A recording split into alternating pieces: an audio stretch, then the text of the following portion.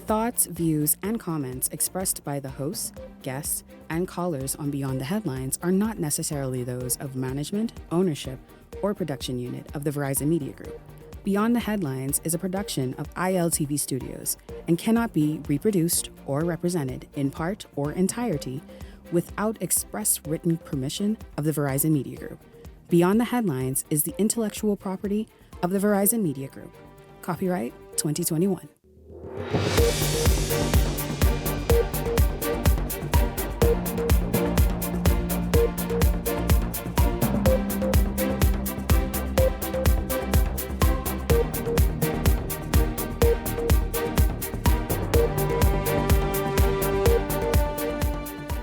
Coming up tonight, funeral directors say they will begin refusing to show up on murder scenes to remove bodies. Why?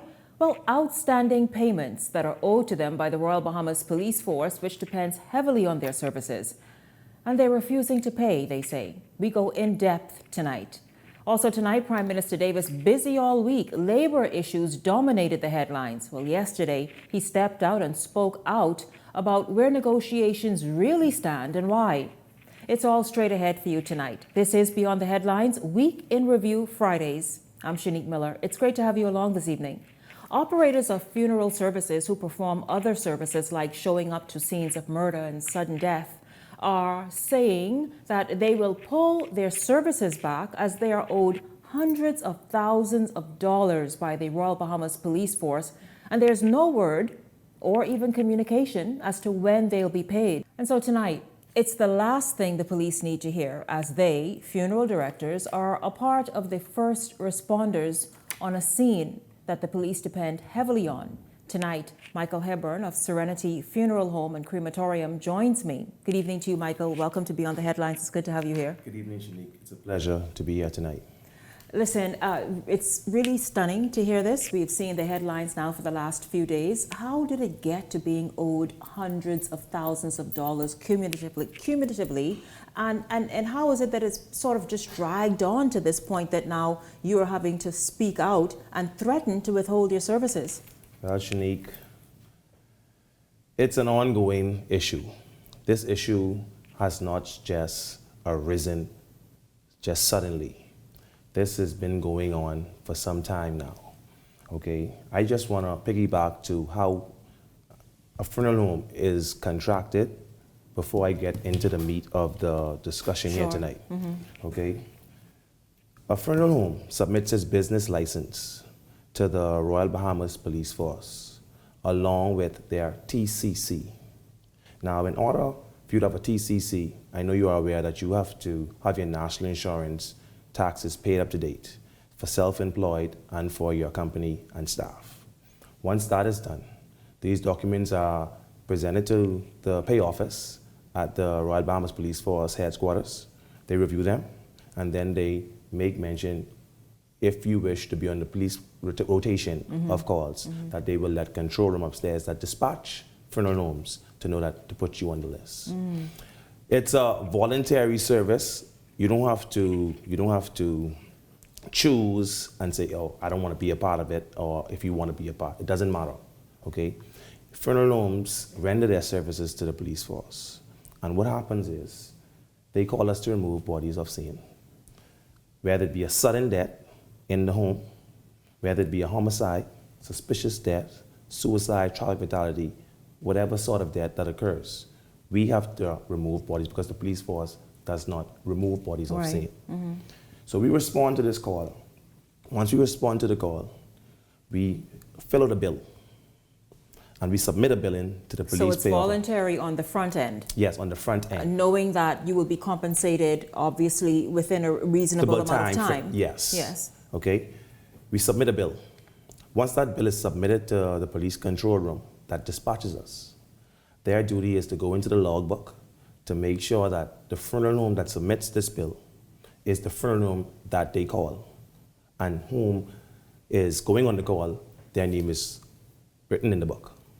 Once that is done, it's the duty of the chief superintendent that's in charge of control room to send the bill over to the pay office. Once the bill hit the pay office, they have to then take this bill upstairs to the Senior Assistant Commissioner of Police, who's responsible for financials, to verify, and then it's sent back down. Once it's sent back down to the pay office, they go ahead and issue payment through the public treasury for funeral homes. Now, here's the problem. The list is short now because a lot of funeral homes have had it with the police control room. So already a number of funeral homes have said, listen, take me off that list. I don't care to participate any longer. Yes, a lot of funeral homes. And this is something that is recurrent, okay? If I'm not mistaken, I think we have about 9 persons that are on the list, Serenity Funeral Home being one of those, to which we have withdrawn our services. Oh, you have? Yes, we have withdrawn our services from the police control room, as well as I have other colleagues How many? that are doing the same. Same thing. About 5 that have already done it, okay? The issue is this, we submit a billing. Why do we have to wait 3, 4, 5, sometimes 6 months to get paid? $550.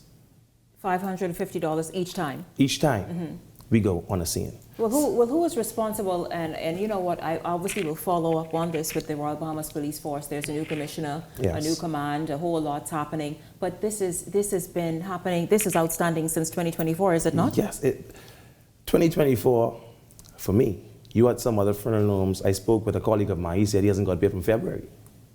Almost a year ago. Almost a year ago, and it's almost February now. Okay. Well, let's talk about what it takes for you to respond to a call, whether it's here in the Bahamas, whether it's here in New Providence that the police reach out to you, or for Family Island pickups, as the police would obviously contact you. Let's just talk about what it takes to actually make all of that happen, that you have to absorb initially, then the police comes back and reimburses. Well, it takes a lot to go into this, because if control room was to summon me to go on a call right now, let's say, for instance, for example, to a Family Island to remove a body, they will call. And that happens? That often, very much so, often.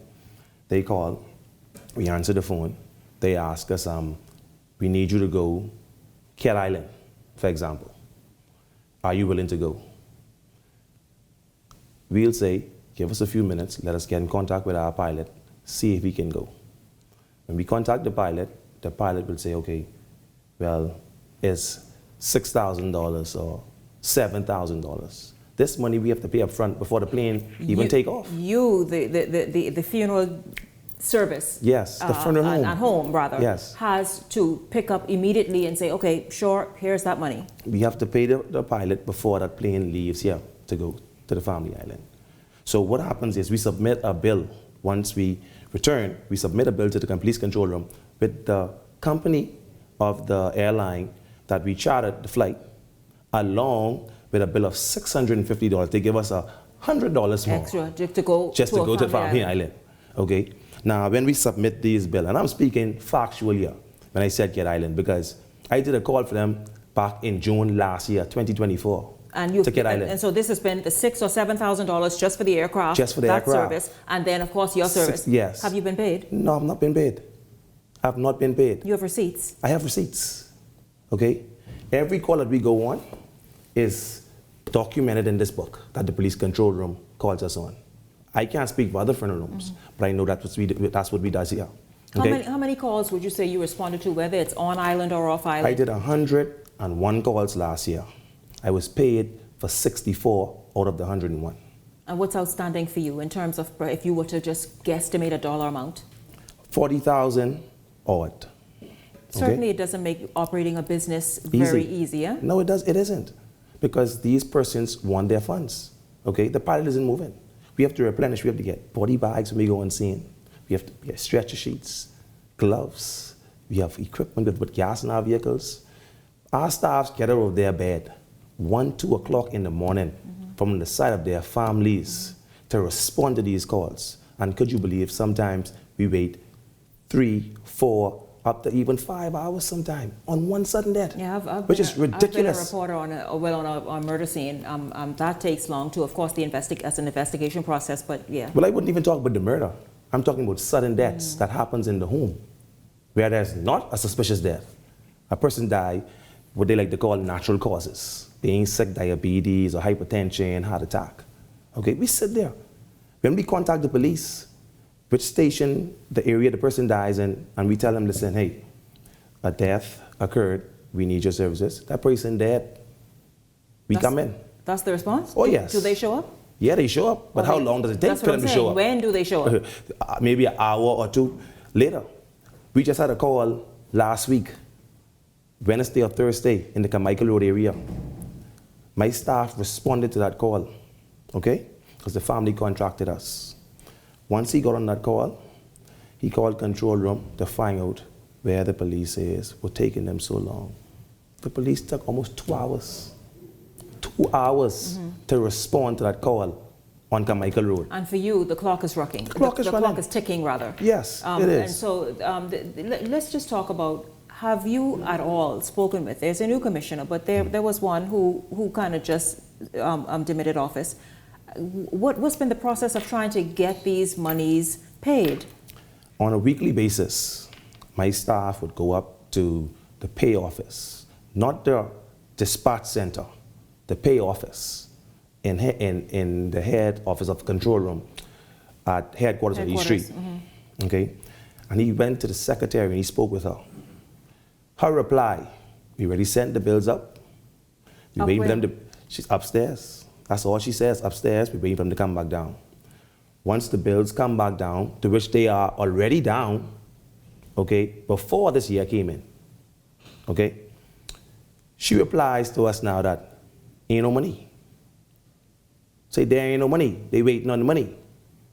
That's how words to us. From in some instances since last February? Last February. I haven't been paid from May 2024. Same reason, no money? Same reason, no money.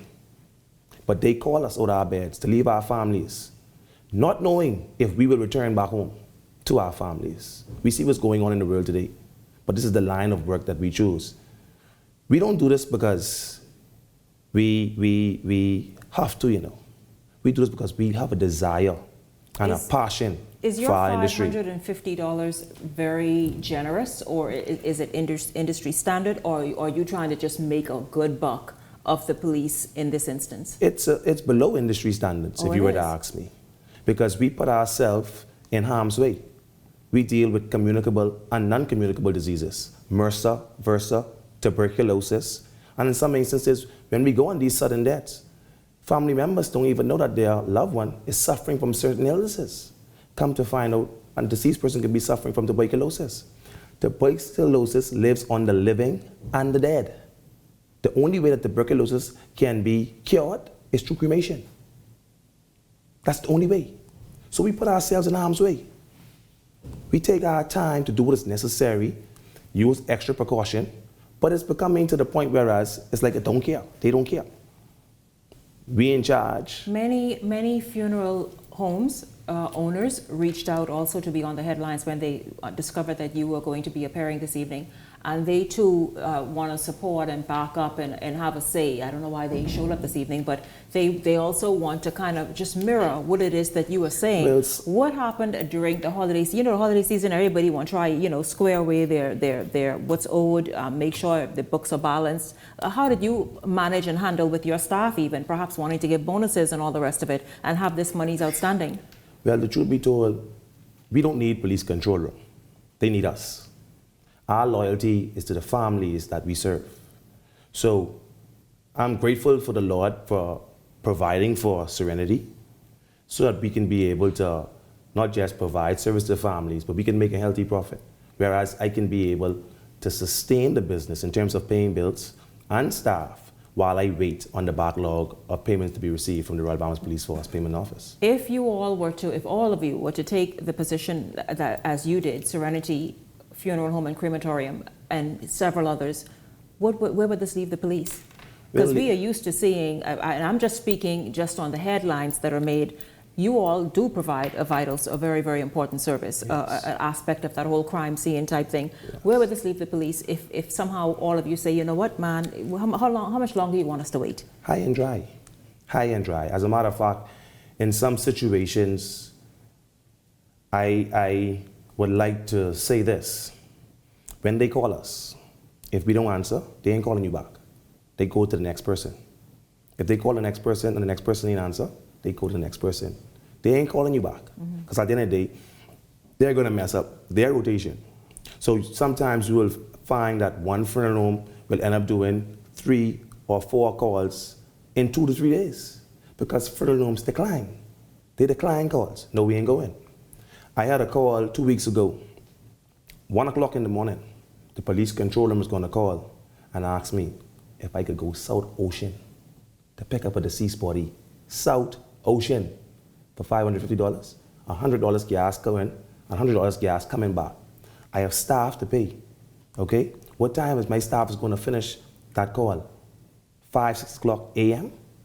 Because the police could take forever to come down South Ocean. As far as they're concerned, you see how far that is. Them roads dark. We put ourselves in our way. We could meet anything out there on the road at those times in the morning, okay? But it's imperative to say, we are here to help the police, okay? That's not the issue. We are here to help them. The issue is we need to be compensated in a reasonable time frame, okay? Yes. There's no way around it. If you work, you want to be paid. Yes. You have bills. And the only excuse you were given is that there's no money. There's no money. There's no money. And that's exactly what I was told. In those very words? There is no money. I mean, did you seek some sort of response from some higher authority, from the minister maybe, from somebody else who maybe deals with your industry or the police force? I think that's national security, I'm not sure, but what happened? Well, and by the way, how long have you all been, I know the relationship has existed for decades. Yes. But so this is something you walked into. Yes. Obviously, it's standing. Yes. It's a standing relationship and it should work seamlessly. Yes. The Minister of National Security is not privy to all the facts, okay? He's aware that funeral homes pick up bodies for homicides and murders. I don't think that he has a clear understanding that we pick up sudden dead bodies as well when a person dies at home. Let me give you an example. If someone loved ones dies at home and they contract Serenity Funeral Home to remove their loved one and to perform the services, the police control room will tell Serenity Funeral Home, you don't have the right to move that body, okay? We have to dispatch someone to move that body, to take to the morgue. You receive the body from the morgue. That's what they tell us. So they get another service. They hire someone of the removal service to remove in the rotation. Body in the rotation. So they are costing themselves more unnecessary money. Yeah. Because it doesn't make sense. If you contract me, let me remove the body, take it to the morgue, take it to the funeral home, if you have a doctor that's a sign, and let me deal with the family. What they are doing now are putting themselves in debt. What do you want to say to this new commissioner who obviously is trying to set a new tone, have a fresh start, clear away all the cobwebs and be able to get things moving as they should? Well, I am confident in the leadership of Ms. Shanta Knowles as the new Commissioner of Police. She's a woman of integrity, and she is not just doing that because the organization, that's how she was raised. She's a woman of principle. I believe that we're going to get a resolution to this issue. I know she will do what needs to be done to make sure that this issue is addressed. In my own special way, I would say that I am happy that we have a woman commissioner. Reason being is because, no disrespect to us men, but women have this approach of just being forceful and getting things done. And I believe that she's going to do what is in her power to make sure that things get done, not just for the betterment of the police force, but for the country. Because as you can see now, there are shambles all over the place. Unions are protesting, the doctors are protesting. Why are they protesting? Something isn't right. Something isn't right. And meanwhile, you're going to refrain from going on any further scenes until? Oh, most definitely. Most definitely. My staff are quite aware they are not to go on any scenes. As a matter of fact, when the police control room call us, I asked them, have the money been sent to the accountants yet? Call the next person. Call the next person. Michael Hepburn of Serenity Funeral Home and Crematorium, Thank you very much. It's a story that's been getting a lot of attention, and people were quite surprised to know that this is how that worked. We never knew that the police picked up the tab for Yes. you all showing up, or they even called you. It was just a whole different operation. So Yes. you shed light on that industry and that operation this week, certainly, of course, with what you've been speaking out in the media. And so we hope when it gets resolved, come back. Most definitely. I mean, because we want to share some good news this year as well. Yes. You know, so certainly come back and let's talk further about, number one, how you move forward, and the fact that everything is resolved. Yes, ma'am. Thank you very much for coming by. Thank you, Shanique. Listen, we're just getting started. This is Week in Review Fridays here on Beyond the Headlines. When we come back, the Hot Topics panel they'll respond to that, and then we'll move on with some other stories that made headlines this week. Don't go anywhere. We're backward after this break.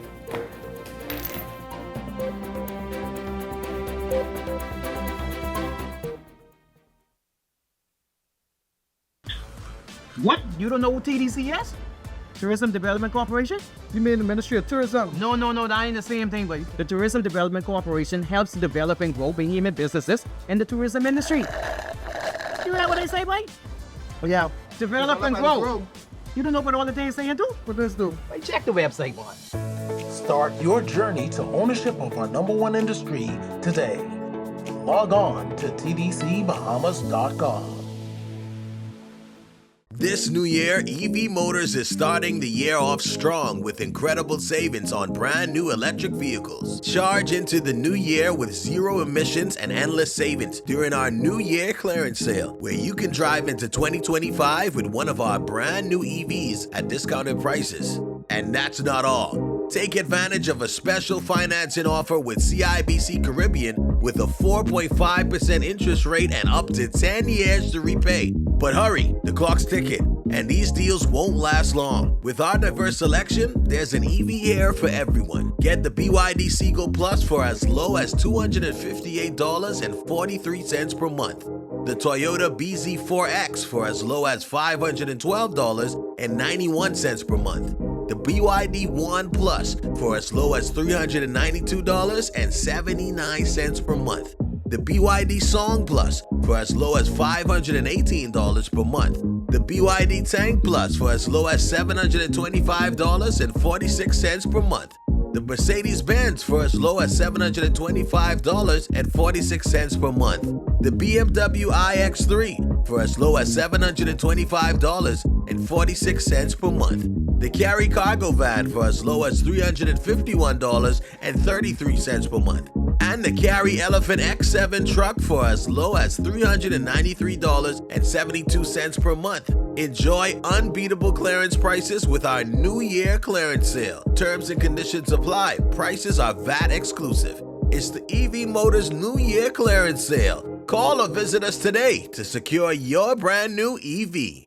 Bahamas, are you ready? 2025! Keep the Bible Live Music Group presents KB. Boy, you don't know me yet. It's KB. KB and Friends. The Boatman Show.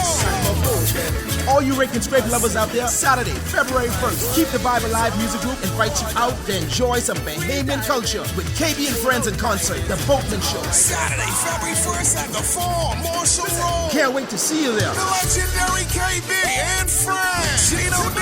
Colin McDonald. Irish Store in the Spank Man. The Falcons, Ancient Man, Mama D. Shine 242 and more. KB and Friends in concert at the Farm, Marshall Road, Saturday, February 1st. Tickets on sale at the Beauty Shack. Both location, General 50, VIP 80. And for the Platinum fans, exclusive skyboxes are available. Gates open at 7 p.m. For more info, call ESC Distributors at 394-0819. Let's keep the vibe alive. This segment of Beyond the Headlines is brought to you by EV Motors. Drive the future with brand new 2024 electric vehicles. EV Motors, powering your journey.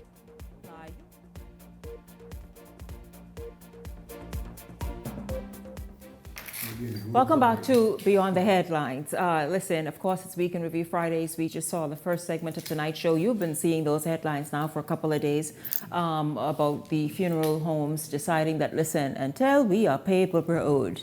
No. Police force, find another way. And so we're going to start right there this evening with the Hot Topics Week in Review Fridays panelists. Leslie Miller, Ellington Ferguson. Gentlemen, good evening to both of you. Welcome to Beyond the Headlines. Good evening, my dear. Good evening, Bahamas. Good evening, Shanique. Good evening, Bahamas. Certainly, it's good to be here once again. Let's just quickly just look at the first segment and what's been going on. You all heard the gentleman. You've seen the headlines for this week. Your thoughts on the fact that they can't seem to get paid by the Royal Bahamas Police Force. In fact, they've been told, like I said, wait, it's just no money at this moment. And this is from February in some instances. This is an unfortunate thing for the Royal Bahamas Police Force to be finding themselves again in something of this matter. I mean, you have an agreement as to how you work with these people. I think money should have been placed there. This is not something that have just started this year. This is something that have been going on for ages, a practice, and money should be in the budget for it. What happened to the funds that have been allocated for it? It's unfair. In these type of matters, if there's other civilians, the police would be called in to adjudicate on these matters to ensure that justice is being done.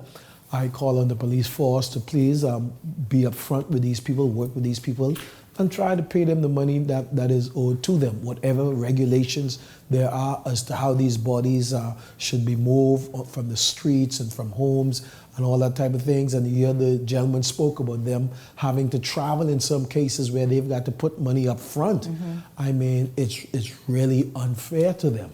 And I would hope that the incoming new commissioner would look to this, and if there are changes that needs to be made as to how things is be done, let's make those changes, and so let's so that everybody can be on the same page and we can work in harmony with each other. I am somewhat concerned how this system works, because most people, like my parents, God bless them, died at home. We had our funeral home, came and took care of the situation. And they talk about people who got killed on the streets and what have you. Is there a differential? It has to be as to who the police calls one when there's an accident, or when there's murder that's on the street. It cannot be for the average, ordinary family. No, it seems calling an undertaker. Yeah. An undertaker should get paid by the state. That cannot be. No, and I'm sure it isn't.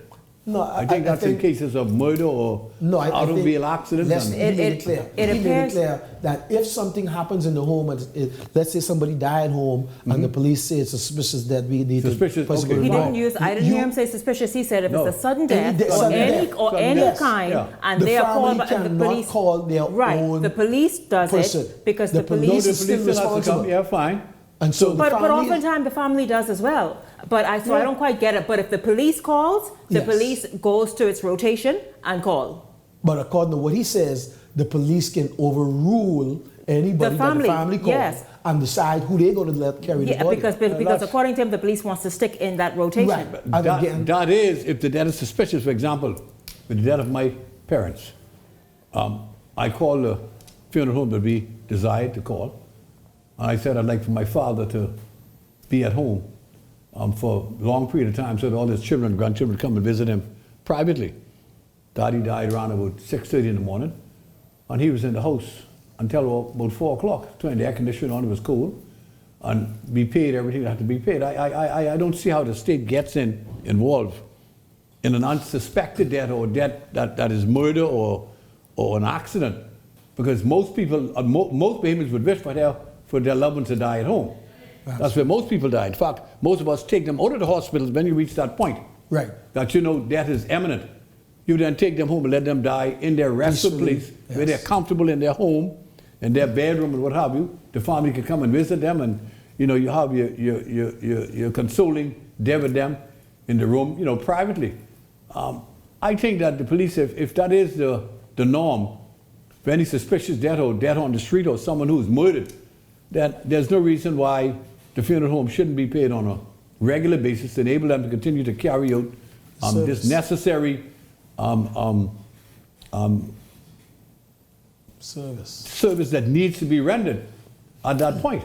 Absolutely. Now, whether they should charge the family members is a different story, because if you have an accident or we have someone killing someone, I suppose the state would be responsible because the state then takes up the case and then go after the perpetrator, and then it goes to court and everything else happens. So I think it's just a situation where maybe the minister need to get involved in this, along with the new commissioner of police. Yeah, because None of us were under the impression that the police picks up the tab for all of it. We thought that sometimes, like depending, the family picks it. Yes, yeah, that's what I was on. And also the police and the commissioner of police, along with the minister responsible, should sit with those responsible for these services that are so vital to the country's welfare. Just work out a program. Here are the rules and regulations, and here's when you get paid. Within, say, a reasonable time, 10 days to 2 weeks, you would be paid because you realize that you don't have that money to pay out anyhow. Just regulate things properly. Absolutely. Set the parameters in place and then follow the parameters. Even if it's paid on a monthly or quarterly. Follow the parameters. That's all you got to do. And they don't mind quarterly, I'm sure, as long as they know. As long as they know that you're going to stand by that agreement. A quarterly payment. It's not fair to them. However, at the same time, I don't think it's fair that if you have a argument with the police, you will bring in other local entities that the police may owe money to and say they don't have the money. Because it's really no one's business who the police do business with. On the basis of that, I don't think it's fair to disparage them by saying, but they don't only owe us, but they owe these other people too. No, but Leslie, let's keep it civil and not try to put undue pressure. No, but Leslie, again, in all fairness to the gentleman, he's saying this is what the police is saying to them when they go to them. These are the young people that they also own. Yes, so other people, the police is spreading that. Yeah, I mean, I don't see how that get to be absolutely. That should not be their business, but at all. I mean, just deal with the clients in front of you. But again, Bahamians, we like to hear ourselves talk. You know what I mean? Whether you wear a uniform or not, just talk too much. Sometimes you ain't got to say all that. Just leave it alone. Mm-hmm. I agree. Gentlemen, let's move on because there's a lot. We have addressed this matter quite a bit recently. So here's this question for you. Are mental health issues one of the leading reasons behind serious crimes in the country, or perhaps an uptick then? It's a question that residents may have had in mind in the wake of recent crimes that sparked widespread grief and vexation. And in some cases, of course, as I said, outrage. However, local health experts say that this could be the case based on studies and experience on the front line. We get the story from Jose Etienne and then we come back. I'm concerned some of the serious crimes taking place may be done through severe violence due to mental health problems. Dr. David Allen expressing grave concern as the country continues to record alarming crimes. One such incident occurred as recently as 24 hours ago when a woman was seen on video allegedly performing oral sex on a male child. The disturbing video, however, is far too graphic to show. For her to do something like that, it shows that either she probably was abused as a child and she needs mental health. So mental help. Women and children's rights activist Candy Gibson addressed the incident as the 20-year-old woman remains in police custody. Dr. Allen's comments also follow another recent video that captured a mentally ill civilian in a fistfight with two police officers. During the altercation, one police officer drew his weapon in an attempt to de-escalate the situation. Weeks earlier, though, the country was left shocked by another viral video, this time showing a man brutally attacking a mother of two in broad daylight on a busy sidewalk. That incident also raising questions about the mental state of the attacker. We need mandatory depot treatment for severe, violent, mentally ill people. The vagrants are increasing. Homelessness is increasing. Gibson also highlighting a larger issue, the lack of adequate accommodations for mentally ill individuals accused of committing crimes. The Sandilands Rehabilitation Center, the country's primary facility for mental health care, is said to be overcrowded and struggling to meet demand. Persons are now being housed at BDOCs in a cell and getting treatment from there. And I don't think that's right. I think they now probably expand Sandilands to make sure there are rooms available, make sure there are wards are available. So when persons come there with mental illness, they can be treated for mental illness, not put with the population of the prison. Gentlemen, the question is, how are we to know for sure these people are mentally ill or have some mental instability? Because the guy who was fighting the police, he sure was standing up like somebody with sense, and know exactly what to do. Exactly. I mean, the fact that he was standing, as I said to the minister, by the way, the Minister of National Security appeared on the show last evening. He discussed a wide range of things, including union matters. But I said to him, in the state of Florida, well, in the U.S., you don't ever step to a police officer like that. Whether you think you have all your sense or not. I mean, so that same part right there. That same part. That's for sure. You ain't got to question yourself about your sanity. Shanique, now one thing again, we've got to look at our whole society. We've got to look at our society in a holistic way. Let me start from the video with the police again, and let me just touch this before I go into the mental thing. We got to look at even better equipping our police to deal with the myriad of issues. Because I asked the minister, are there tasers? Yeah. They should have a taser. But he should have fired a warning shot. No, a warning shot, I don't think would make much sense. No, wouldn't make a difference. No. Well, then our police officers should have tasers. The guy is mental, and he's fighting. I see some of these mental guys on the street. They're very strong. They're just kind of out of it. And so it's understandably for him to manhandle 2 police officers, especially young police officers. So we've got to look at better equipping our police officers to deal with these type of issues. Do they have pepper spray? Do they have tasers? Right. A taser or pepper spray taser them people could easily deal with this issue to bring this guy under control, handcuff him, and do what we need to do. Holistically, we've got to begin to look at how we deal with mental issues in this country. I've said it before and I'll say it again. We kind of give these people these little minuscule treatment, put them back out there on the street. Some of them doesn't have no home to go to. Some of them don't stay home even though their family tries to take care of them. They just don't want to stay in the house. Some of them, their family outrightly abandon them. And so they just roam in the streets. We've got to look at better facilities. If Sandlands is overrun, we need to put efforts into developing that facility. The population of the country is growing. I feel as though, now the minister, he spoke extensively to it, and perhaps Justin and I should have pulled that SOT so we could have placed it right here in this discussion. And he does say sometimes it's proven they are sane by a jury of their peers, and they serve a lesser time and then get off on good behavior. If they are deemed mentally unstable, then they do go to a facility where they are basically, kind of locked up for all intents and purposes and given treatment until psychiatrists can then determine they are okay to re-enter society. But they should be in jail. Your views are both interesting, right? I met someone this week, it was on Tuesday, who was from Andros, and someone who was part of the civil servants, and they told me that the gentleman that our friend who just came out of the hospital on Blue Road, yes. He had done the same thing in Andros a few months ago. So you see that? He had done few months ago? In Andros. So you see that on mental health where? The police knew that he had a problem. They sent him to Nassau, but he never went up to Sandlands. Oh. She said that's what took place, Mr. Miller. He did the same thing in Andros. Obviously, he was triggered, and he does have a mental issue because if he's going to say to the lady, you remind me of my girlfriend, and just go, wow. But he was sent there. But he didn't go. So where's the follow-up then, Leslie? Exactly. In our nation. And whose responsibility is it to follow up to ensure that this man did go to Sunderland? Who should it be? The police was responsible for him, but they say he came to New Providence from Andros and nothing happened. So he just jumped on the flight and walk and run? I guess so.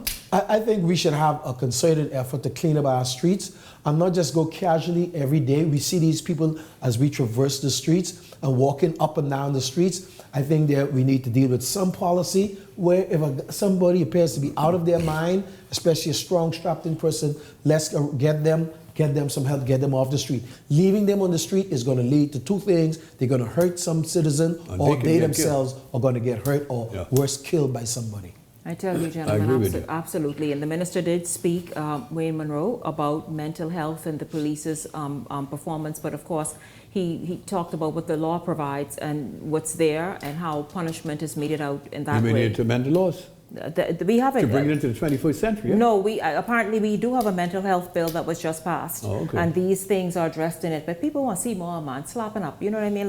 Like you cannot go and physically attack and be so violent. But in any event, he spoke to it. It's just me sidelining, saying what I said.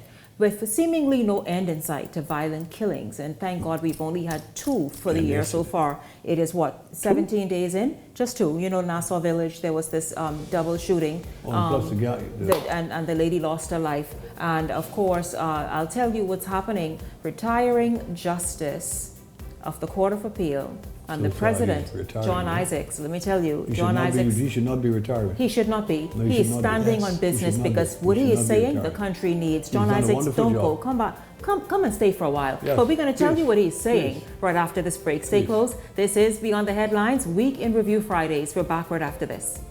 He's done a wonderful.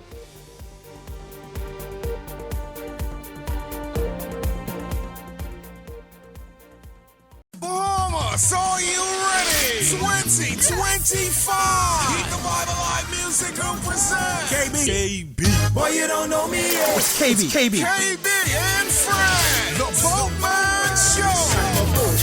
All you rake and scrape lovers out there, Saturday, February 1st, Keep the Bible Live Music Group invites you out to enjoy some Bahamian culture with KB and Friends in concert, The Boatman Show. Saturday, February 1st at the Farm, Marshall Road. Can't wait to see you there. The legendary KB and Friends. Gino D. Colin McDonald. Irish Store in the Spank Band. The Falcons, Ancient Man, Mama D. Shine 242 and more. KB and Friends in concert at the Farm, Marshall Road, Saturday, February 1st. Tickets on sale at the Beauty Shack. Both location, General 50, VIP 80. And for the Platinum fans, exclusive skyboxes are available. Gates open at 7 p.m. For more info, call ESC Distributors at 394-0819. Let's keep the vibe alive. It's the most luckiest time of the year. There'll be things that are spinning and cash prizes winning. Just Big Bang is here. It's the most luckiest time. Yes, the most luckiest time. Oh, the most luckiest time of the year. Merry Christmas and Happy New Year from Island Luck. Time of the year. So you want a space. But not just any space.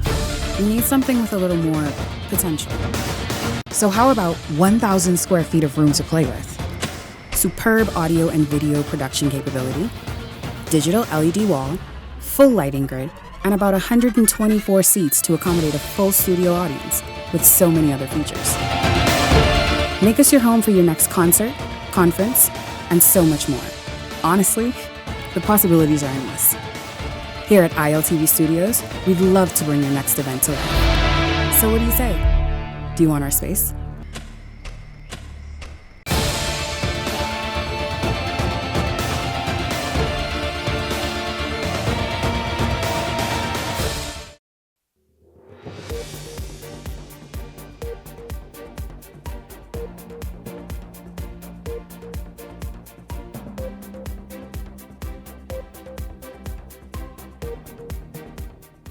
All the money you made in Bimini, you know? Welcome back to Beyond the Headlines. Well, Justice John Isaacs, of course, retiring president of the Court of Appeal, is defending capital punishment. He says it is a deterrent to violent crime, but also suggested that the Bahamas should consider its reliance on the Privy. Look at this judge, eh? Should consider its reliance on the Privy Council. Well, reconsider it. Yes, absolutely. Reconsider. Yeah. What he's trying to say.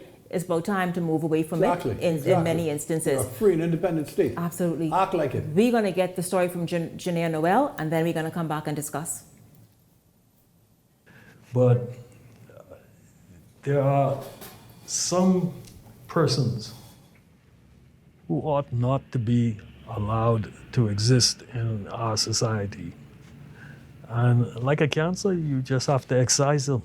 After decades of helping to shape the judiciary, retiring president of the Court of Appeal, Justice John Isaacs, he's leaving behind a legacy, one that also reaffirms his strong support for capital punishment. In terms of sentencing, there are a number of principles that guide a court. And one of those is specific deterrent. If a person is executed, that's a specific deterrent. That person will not reoffend. The statement comes amid escalating national concerns about crime and the perceived inadequacies in the justice system. Capital punishment remaining a highly contentious issue, with public opinion split and international organizations consistently urging government to abandon it. Isaacs recalling 3 death sentences that he handed down that were either quashed or reduced, and in each case, he said, the accused reoffended. They were all convicted of murder. They were all released after a period of time. They all committed, killed 2 other persons. One, he attempted to kill 3 children. So, had they been executed as they were originally sentenced to be, 2 persons would have been alive, 3 would not have been imperiled. We have an act which says that after you've been convicted, within 3 weeks, if you have not appealed, they can read the death warrant to you and they can execute you.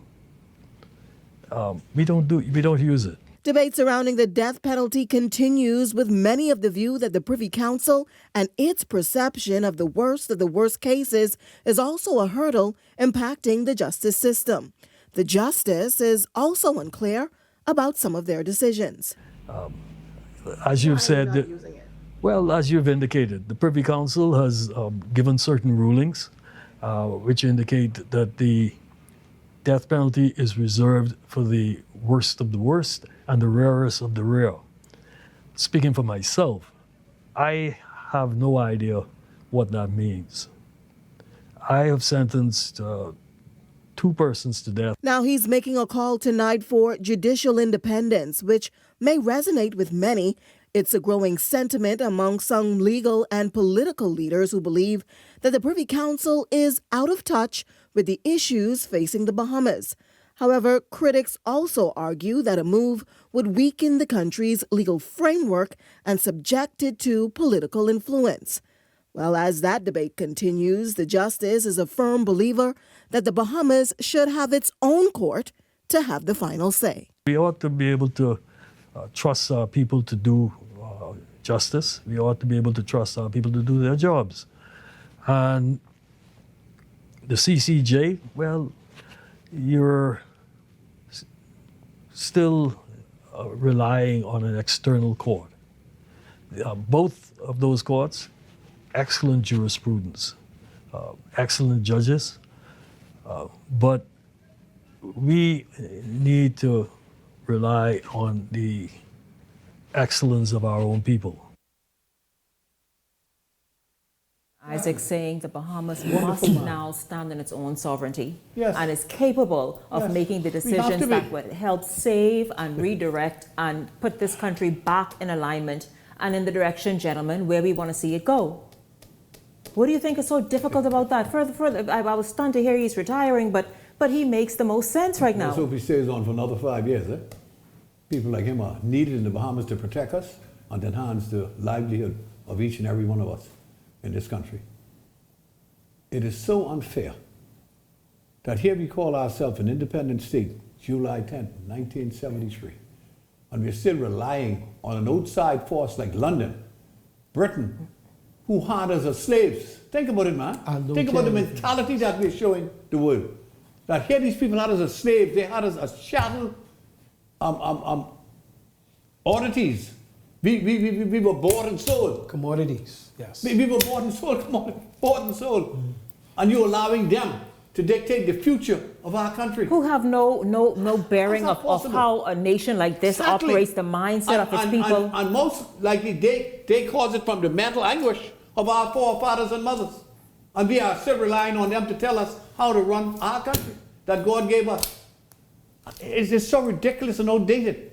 I'm so proud of the judge, a man of his caliber, who is saying that why do we have to go to the CC, the Caribbean Court of Justice? Why we go to the Privy Council? We're not capable of running our country by ourselves. It shows you where we have sunk as a nation. You could run a country but you can't execute the laws that's implemented in your country. No. I mean, please, we could do better. We could do better. Yeah. Let us do better. And if those are not prepared to do better, then you know what to do. Make a change. Ellington Leslie is calling for a tall order because it seems every elected official, while they say, oh, privately, I support what Justice John Isaacs is saying. However, though, what the real deal is, I mean, how do we work around that? Yeah, Shanique, what Justice John Isaacs is saying, and any voicing in government or in opposition at this point, there should be no however, there should be no but. That man speaks, and I really think he speaks for Bahamian. Yes, he spoke from his soul. And I would really ask the Prime Minister, please. Keep him on. Please, we need to ask this man to stay on for at least another 5, 10 years. Yes. And I would like to say to Justice, His service is badly needed. The Bahamas right now needs you. We are at a critical point in our growth. We are at a critical point in our development. And trust me, there's absolutely no reason, the same reason why you think we still need the Privy Council as it relates to justice. Maybe that's why we still need them for government, and which I don't think so. And so if you can lead this country as a government, Free National Movement, Progressive Liberal Party, any party, you can lead this country as a government. The justice, the men and women such as Justice John Isaac and others, they are qualified to give justice for our people. They are qualified to judge among our people right and wrong. And so what he's calling for, I commend him. And I really wish that y'all would listen, pay attention to what Justice John Isaac has said, and let's move forward with this country as it develops, and let's stop allowing this country to disintegrate at the seams with the level of criminology. And he spoke clearly about the deterrent that they wouldn't kill again. Listen to me. 2 people died. It's on the books. What is on the books should not depend on what a particular politician or administration believes. You, as the government, are there to the country must be governed by your emotions and what you feel. That's the wrong way to govern. What you feel. Not by how you feel, by the books, on the laws on the books. But panel, I want us to go a step further. Bahamians everywhere. Our men and women in this country, those who did law, went to the same university of those who we sending it to. Absolutely. And most of them had better grades than them. Who was better than Honorable Paul Adley? Sean McQueenie, who never went to school in London. And the other eminent lawyers that we have. The gentleman who was just John Isaacs. Yes. John Isaacs. Excellent. These are men of caliber, of the highest order academically, and knows the laws in and out.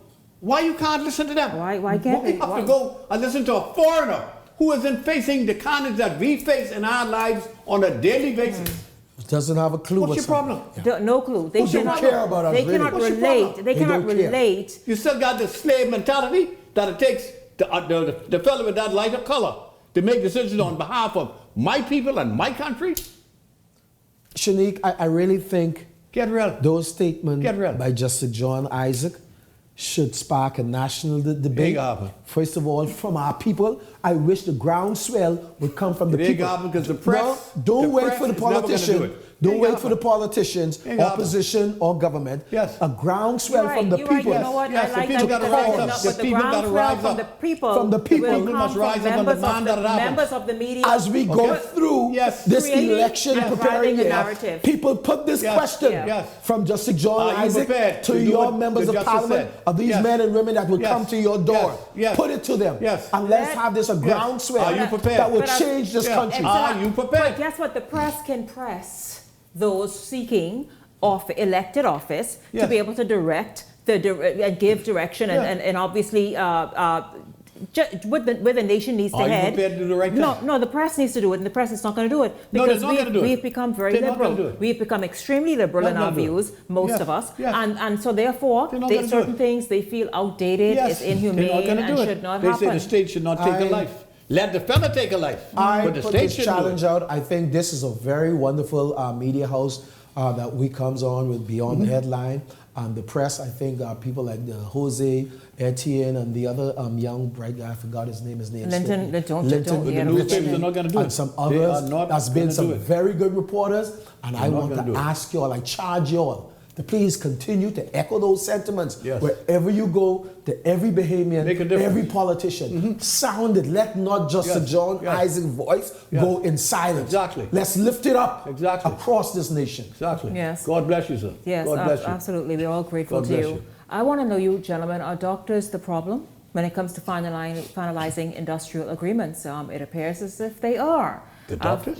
Doctors, yes. After a week, 2 days of industrial action, which was termed much needed mental health days, Prime Minister Davis named a number of issues that the government and unions representing public medical staffers are unable to see eye to eye on, as he urges the bargaining agents to return to the negotiating table. Linton Ritchie Jr. has this story, and then we'll come back and discuss. Take accountability. Those are the strong words Prime Minister Philip Davis directed at medical staffers following the mass sickout that rocked the public health sector this week.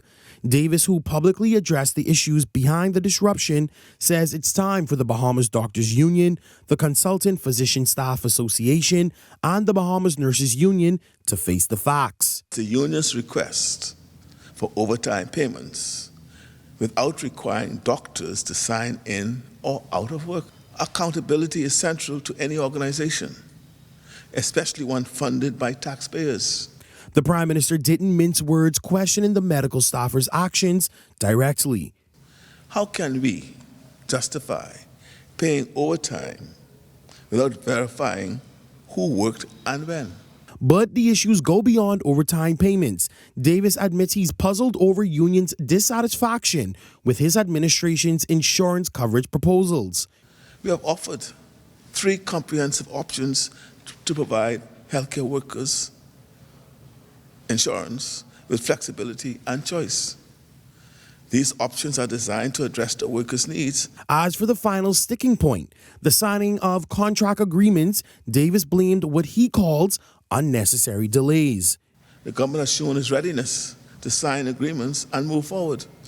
However, there have been occasions where union representatives have failed to attend scheduled meetings, causing unnecessary delays. The big question remains, has Davis spoken to Trade Union Congress leader Obie Ferguson?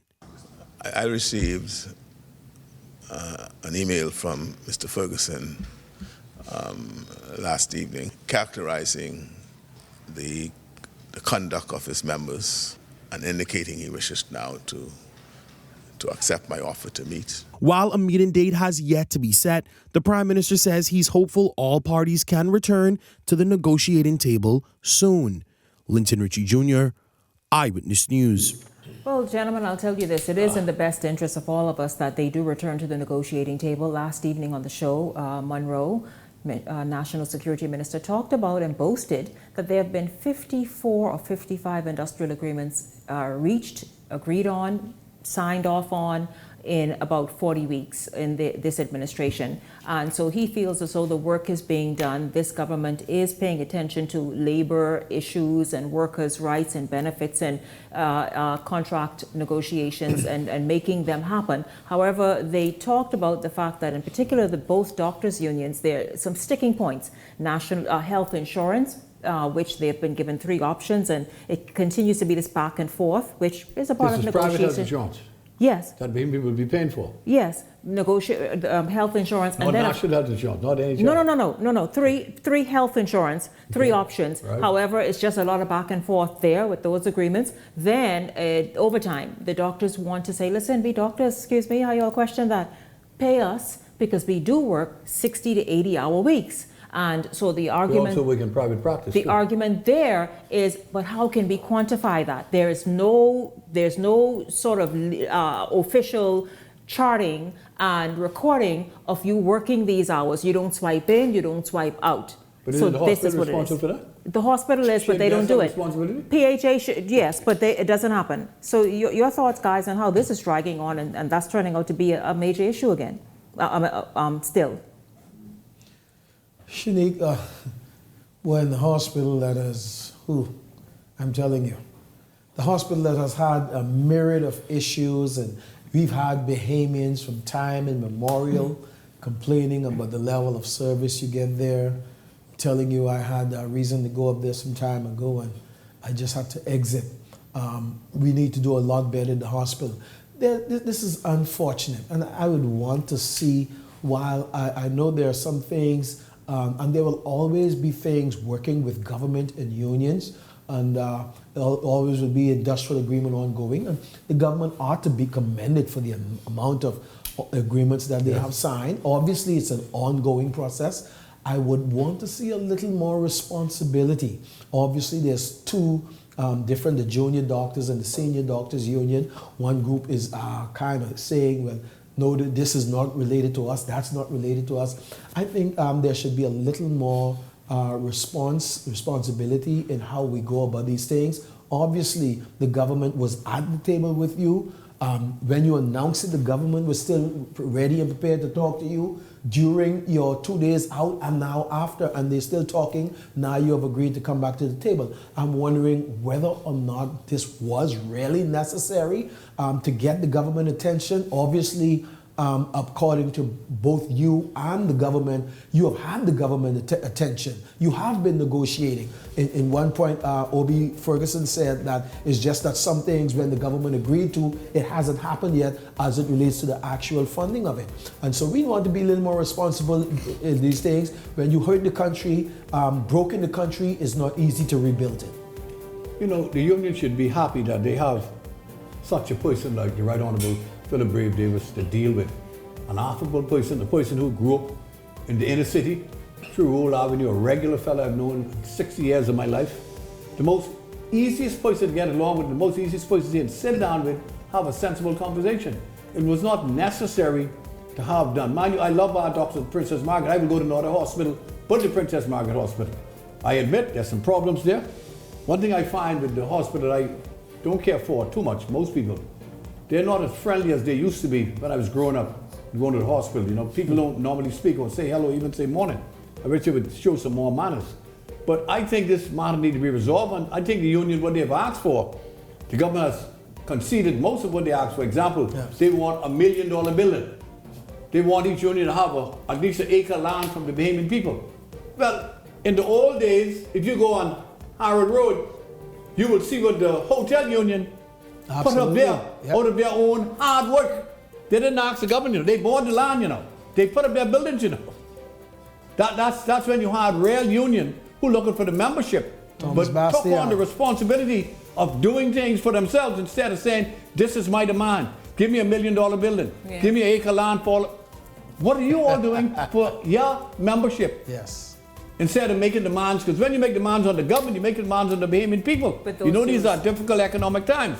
I think you need to stand back and reassess what you want and how you wish for the Bahamian people to help you, because whatever the government does falls on the back of the people of our country. Just bear that in mind, please. Just bear in mind. Again, we want both the Senior Doctors Union and the Junior Doctors Union to get these matters sorted out, because their service is valuable to the country, particularly the healthcare system. Absolutely, for the public healthcare system. I wouldn't go no place else. I'll raise a little bit. If I get sick, I go right to Princess Margaret tonight. You think I get any place else? Not me. I can't die because I ain't gonna pay $12,000 to bury myself. So I gotta live for the next 50 years. They gotta bear with me. I ain't going to pay not with that price. It's $14,000. Live, Leslie, live. Too expensive. I gotta live. My grandmother promised me that if she will ask God to let me live, her age was 102, and every morning I wake up to Grandma, don't forget, I know where he is. You talk to her and tell her that. Every day. Go ahead, Leslie, live. Missourian, Lockhart, Monroe, Lockhart. And she knows she loves me, and I love her. Don't forget that. Go ahead, Leslie. Does Ellington walk as much as you? Because you do. You walk to make it happen. I ain't going nowhere. He got to come take me. You know, volunteer here, my brother. Listen, Leslie Miller, Ellington Ferguson, thank you very much. Of course, to the gentleman at the top of tonight's show, thank you as well. And I want to thank all of you for hanging on all week long. It's been good having you. And we look forward to seeing you right back here on Monday evening. For the entire Beyond the Headlines team, I'm Shanique Miller. Make it a great evening, everyone.